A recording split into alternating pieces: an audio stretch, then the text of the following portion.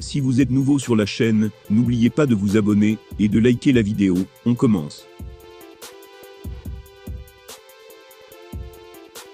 Régulièrement, la question des salaires à l'UFC divise sur les réseaux sociaux. Pour certains, les combattants sont sous-payés, mais pour d'autres, ils n'ont qu'à refuser les offres de contrat s'ils ne sont pas satisfaits. Mais la dernière révélation sur le fonctionnement de l'organisation pourrait mettre tout le monde d'accord. Francis Ngannou en parle depuis des années, les combattants de l'UFC ne seraient pas payés à leur juste valeur, et il a tout fait pour changer cela. Les fans ferment généralement les yeux sur cette question, ils ne veulent que voir des beaux combats dans la cage. Néanmoins, une récente affaire a soulevé de nombreuses interrogations à ce sujet.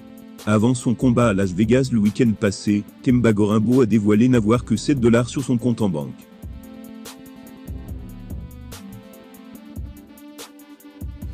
Il a beau ne pas être le plus connu, le plus expérimenté, comment un combattant professionnel peut avoir moins de $10 à son actif, en sachant qu'il doit en plus payer sa salle et ses entraîneurs pour son camp de préparation. Cette histoire a remonté de nombreux internautes, et les nouvelles révélations sur le fonctionnement de l'organisation ne devraient pas améliorer l'image de rapace de Dana White. Les salaires dans l'organisation sont restés plus ou moins les mêmes depuis des années, avec un bonus à seulement $50 000 pour les gros KO, ou les combats les plus divertissants. Pendant ce temps, l'UFC n'a jamais réalisé des profits aussi importants qu'en 2022. Les stars vont-elles ressentir ces gains sur leur fiche de paie?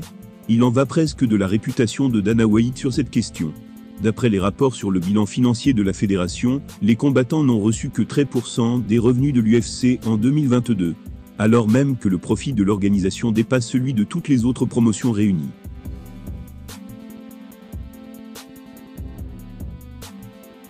D'après les observations du site Bloody Elbow, qui a eu accès au bilan financier de l'UFC sur l'année 2022, tous les combattants réunis ne toucheraient que 13% des profits de l'organisation.